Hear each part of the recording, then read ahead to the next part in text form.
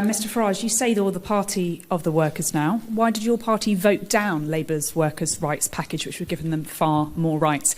And last week, Reform was accused of what critics say is a race-baiting advert for a Scottish MSP by-election by wrongly claiming that Anas Sarwar would put the Pakistani community first. What's your response to that? Thank you. For workers to have rights, they need to have jobs. And if you bring in legislation that means fewer people will be in work, what have you done for workers' rights? And I think it's all well and good making law. I saw this in the EU as well. It's all well and good making law for companies with 5,000 employees, 25,000 employees. What about companies with 3 employees? And this is the problem. The legislation never thinks about those, despite the fact in the British economy, it's the small private businesses that employ more people than the big CBI firms or whoever else it may be. And I think the idea that you could take somebody on, recognise that it's a mistake pretty quickly, and yet they could take action against you within 24 hours of being in work, probably would lead to small employers who, by the way, are already very reluctant to take anybody on, given the hikes to national insurance, given all the other problems that they face. So we opposed it because we thought it was very, very bad for employment. Now, there's a bit of a row going on in Scotland. Everyone's having a go at us, Labour, the SNP, so maybe we're getting something right. I think what I'm able to do is to show you what Mr Sarwar actually said and how we've responded to it. Can we do that, guys? Pakistan is represented in every mainstream political party in Scotland and across the UK. The days where South Asian communities get to lead political parties and get to lead countries is now upon us.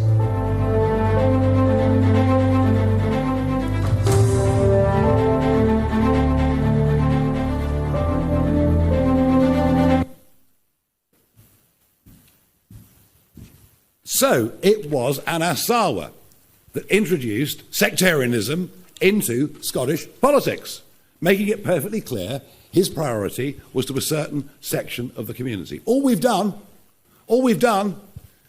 is to put out the exact words spoken by him without any comment. We've said nothing, just that we will represent the people of that constituency. And the fact that they, having chosen to go down the sectarian route, choose to throw accusations back at us, says to me, Natasha, that we are winning. Thank you very much indeed. David Churchill, Daily Mail.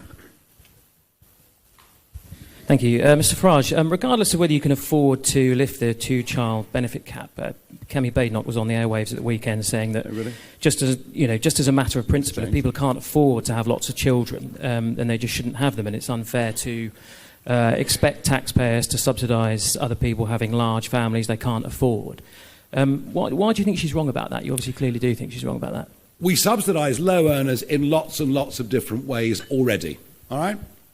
I understand the big point she's trying to make, but the point I'm trying to make is there are lots and lots of people, British people out there, who would like to have children but are terrified of what the cost of childcare are, terrified about how difficult this is going to be, terrified there are no workplace creches, all the things I mentioned earlier. We are trying to help young, working British people who are not on particularly big incomes to have more children. And, you know, Kemi Badenoch's view might right now be the majority instinctive view, but this is part of a bigger package and policy that we are putting together to try and make the family a more important element in British life. Thank you. Lucy White from Bloomberg. No? Donna Runner? Yep.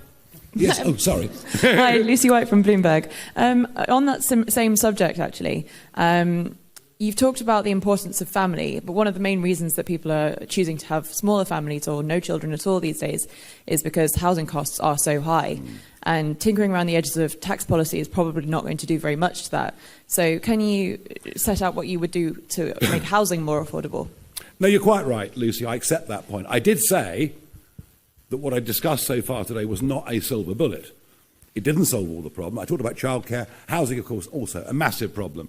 You know, if you increase the population by 10 million through immigration, then you need to build a new house every 2 minutes in this country just to keep up. Even if Angela Rayner's targets are met for house building, they won't even cover anything like what legal net migration, let alone illegal, will be during the 5-year, if it is that, Labour term. Housing is a massive, massive problem. Social housing is also a massive problem. I was horrified going around the country in the run-up to May the 1st, horrified to see county councils where going to the top of the list for social housing priorities were people who'd crossed the English Channel illegally and were given indefinite leave to remain. Absolutely horrified to see that. But that is what is going on out there. All right, we need to build houses. We need to build genuinely affordable houses. It does sometimes look to me that housing developments are 4-bed, detached, 2-bathroom, nice garage and garden houses, and not enough houses that are genuinely affordable. It is a massive problem, but it is one that government has made significantly worse. Amy Gibbons from The Telegraph, please. Hello, thanks very much. Nigel, you talked about making marriage more important and encouraging people to stay married for longer. So just to be clear, would you like to see the marriage rate come up and the divorce rate come down? Oh, you know, I'm not the Pope, you know. In an ideal world, look, of course, there are valid, legitimate reasons for divorce. I've got lots of experience of this. We can talk about it later. In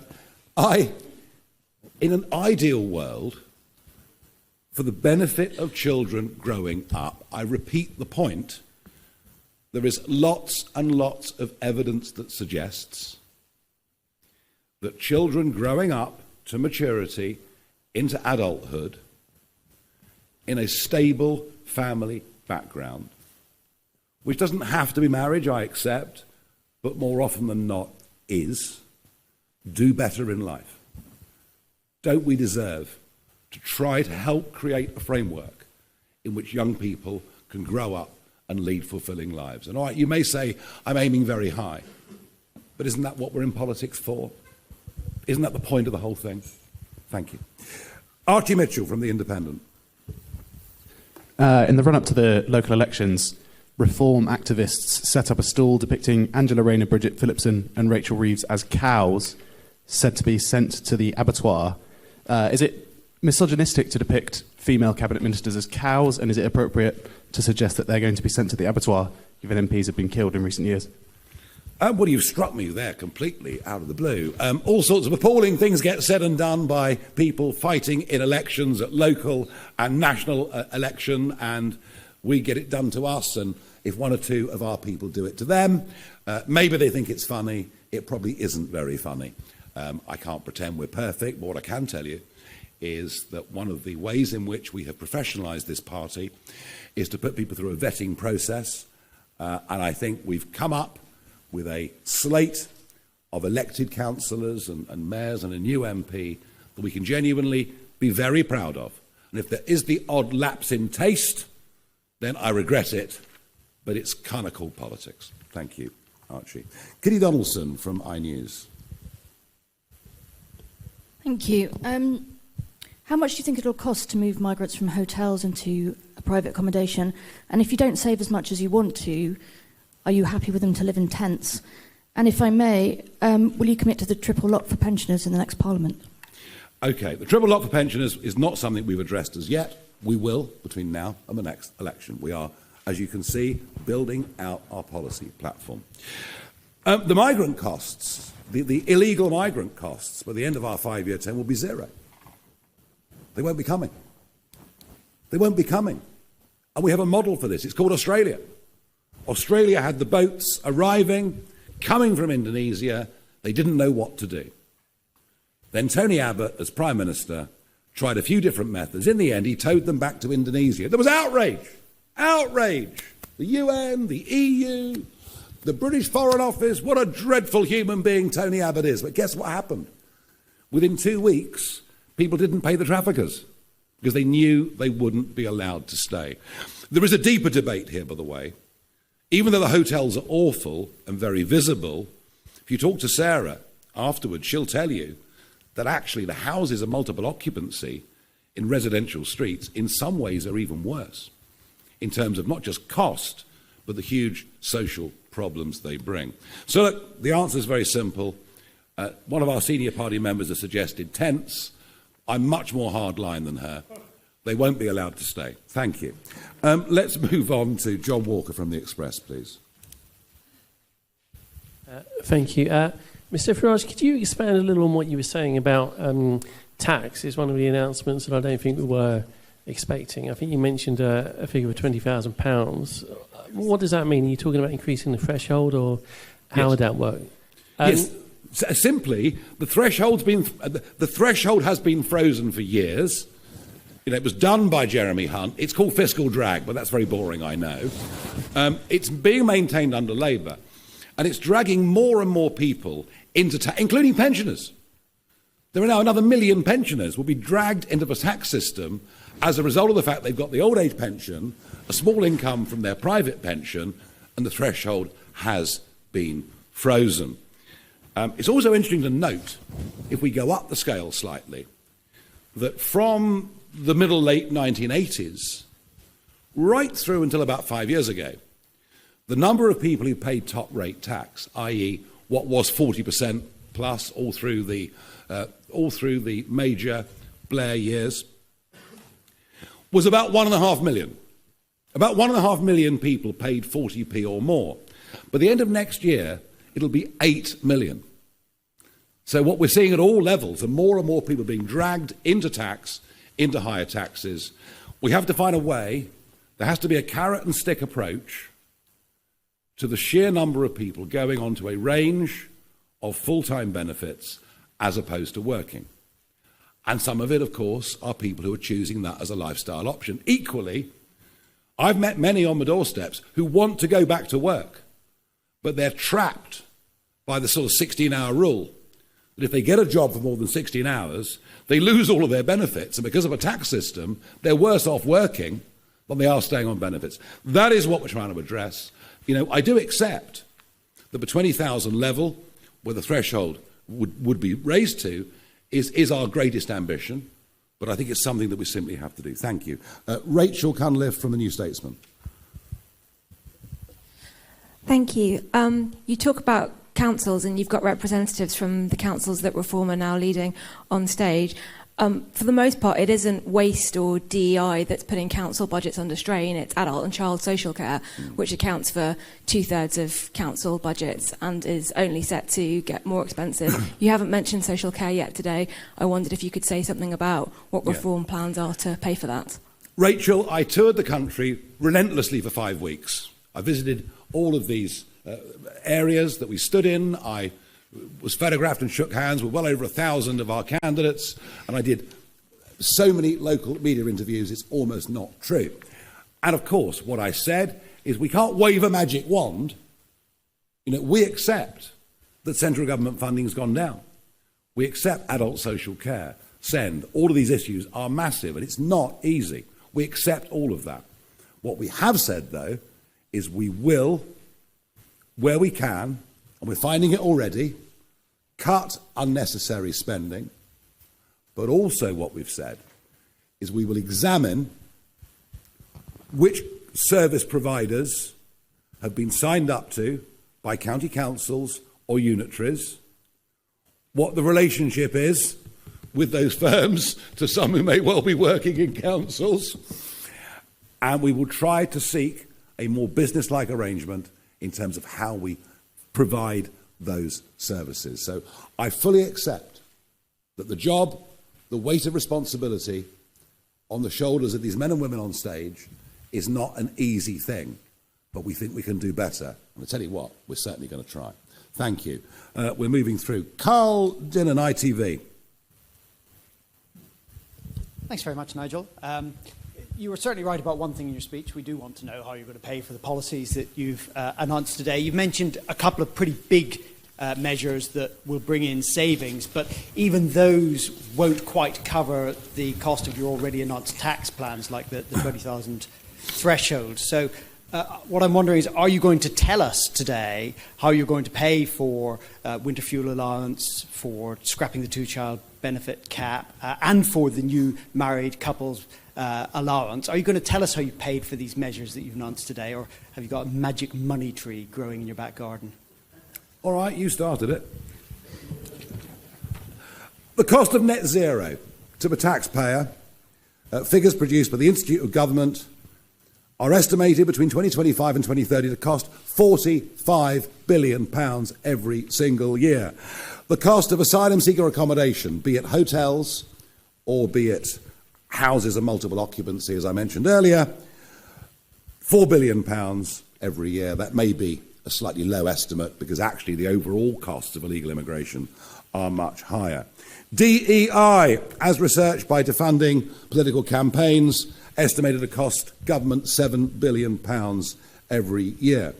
Quangos, just a 5% cut. And by the way, do you remember in the general election, we suggested a 5% cut? I mean, you thought, you know, what dreadful people we were. Impossible, it can't be done. And yet the government now proposing a 5% cut. Well, we're proposing a 5% cut to Quango funding, which would over a 5-year term be £65 billion. If you add all that up, you've got a pretty eye-watering number of £350 billion. And whilst that may be, I accept, you know, slightly optimistic, because it's difficult always to cut everything, I think you can see very clearly the direction that we're going in. We can't afford net zero. It's destroying the country. We can't afford DEI. It's actually preventing many talented people from succeeding. And we certainly can't afford young, undocumented males crossing the English Channel and living in 5-star hotels with 3 square meals a day and free dental and healthcare. I think that gives you a pretty good indication of where savings are going to come from. Plus whatever else we can find. And if we find it at local government level, we'll find it at national government level too. Alex Forsyth, BBC. Mr Farage, thank you. It might not surprise you. I just want to dig into those numbers a little bit more, because some of the things you've mentioned there, like wasteful spending and net zero, you talked about at the general election. I know. At that point, the Institute for Fiscal Studies said your sums don't add up. This morning, one of your own activists, Tim Montgomery, has said your sums don't add up. Isn't the reality that at this point your numbers don't add up and you are saying what you think people want to hear?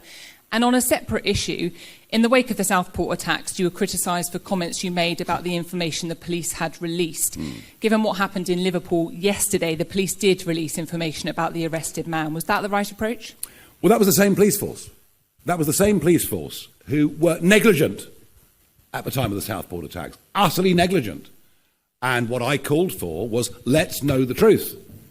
Because the vacuum that was out there on social media was being filled with all sorts of, in some cases, what turned out to be crazy conspiracy theories. No wonder there were riots.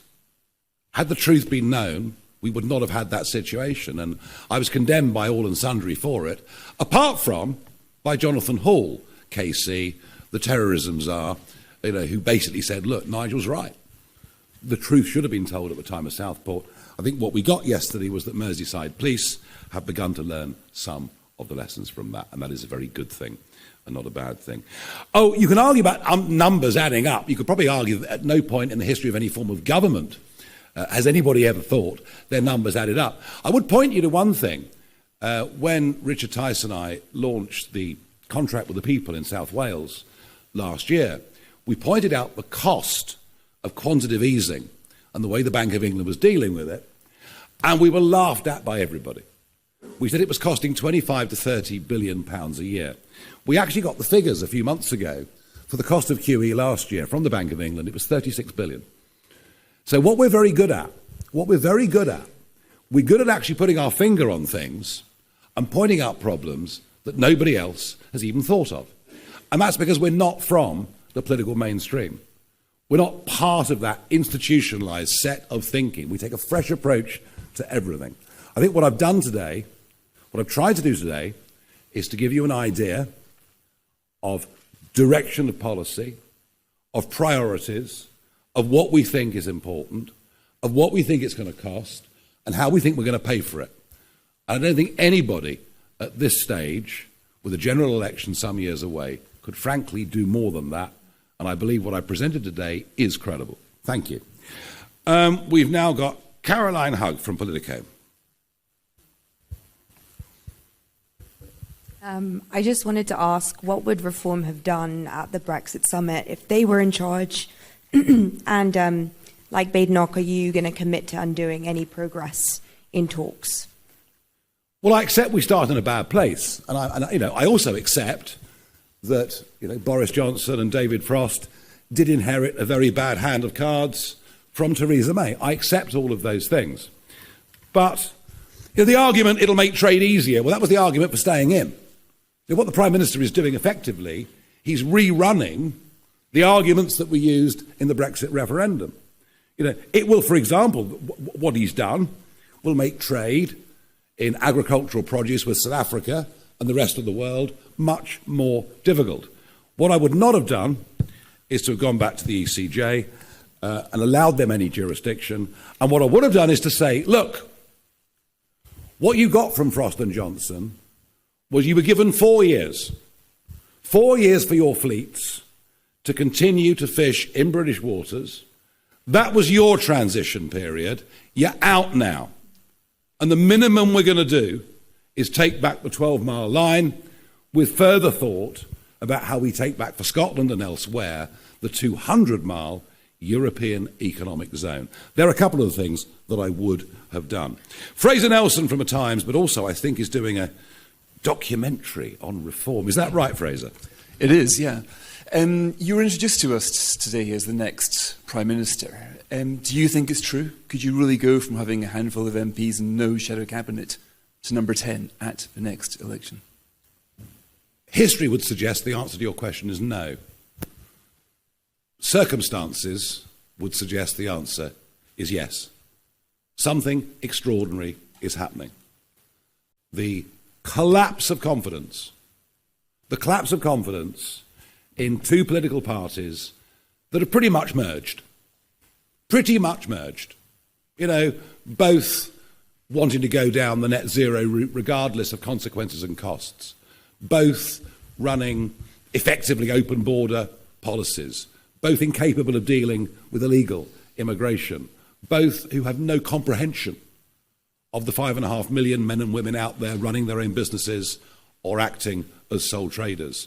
Both, despite what they say, overseeing an ever-rising tax burden. Both, started by Jeremy Hunt, remember, both contributing to an exodus, not just of non-doms and the super rich, but of the 30-something entrepreneurs who are now being tempted away by Lisbon, by Athens, by Milano, by Dubai.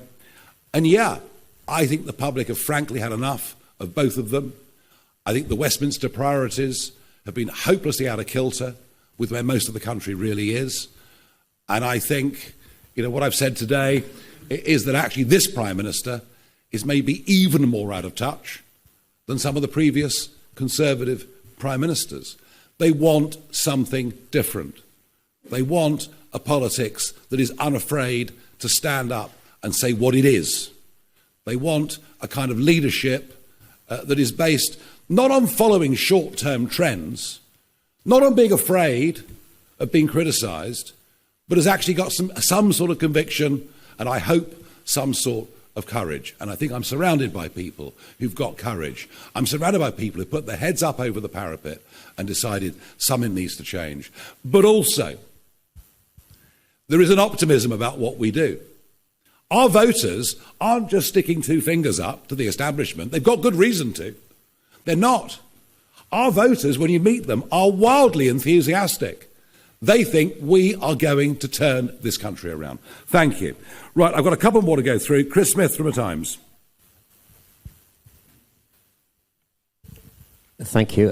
Just back on spending, your argument seems to be that you've got some areas you want to look at. You don't have the details yet, but you'll get to that by the next election and basically asking voters to trust you on that. But as you say, you're a party of government now.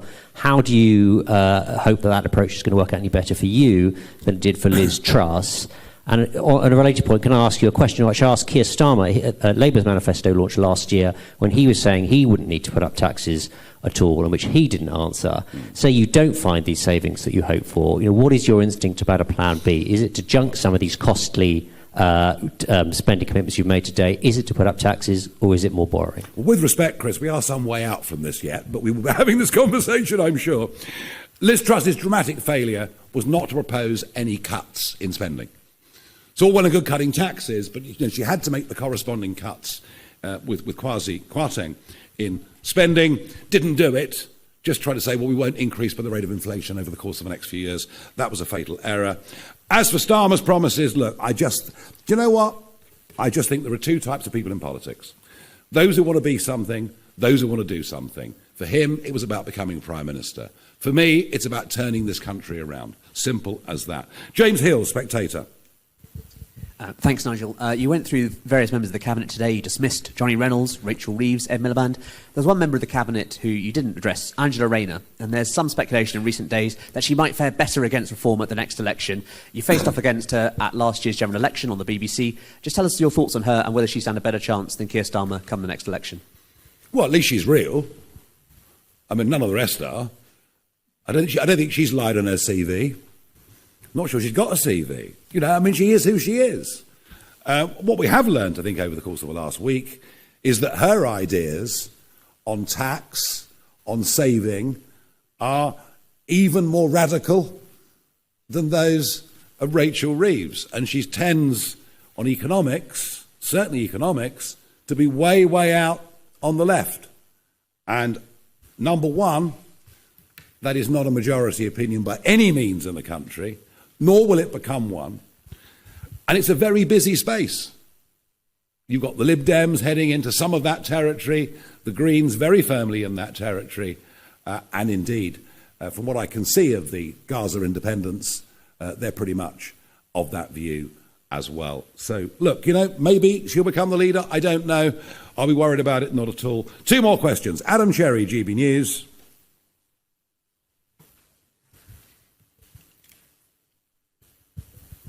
Just on the detail of what you're announcing today, are you scrapping the benefit cap entirely, or are you introducing a new cap of 3 or 4 children?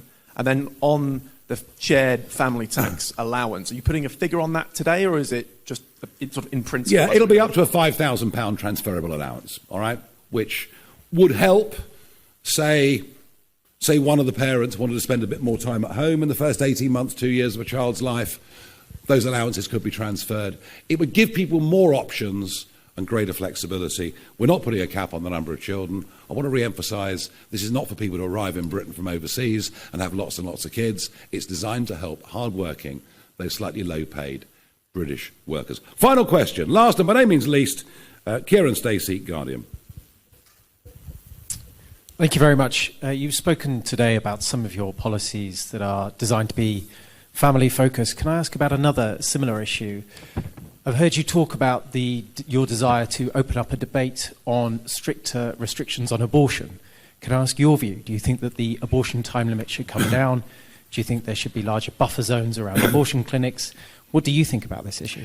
Look, I think all of these things, like assisted dying debate, which is going to come back again on June the 13th, I think issues around this, issues around abortion, I genuinely believe these are issues of personal conscience.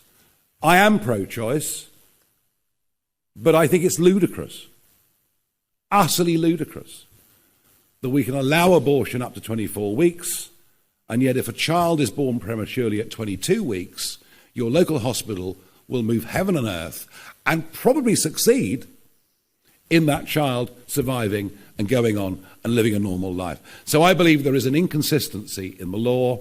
I believe it's totally out of date, but I do believe, I wouldn't particularly want anyone around me to agree with that or disagree with that. I'd leave it up to them. I think our current situation on this is irrational.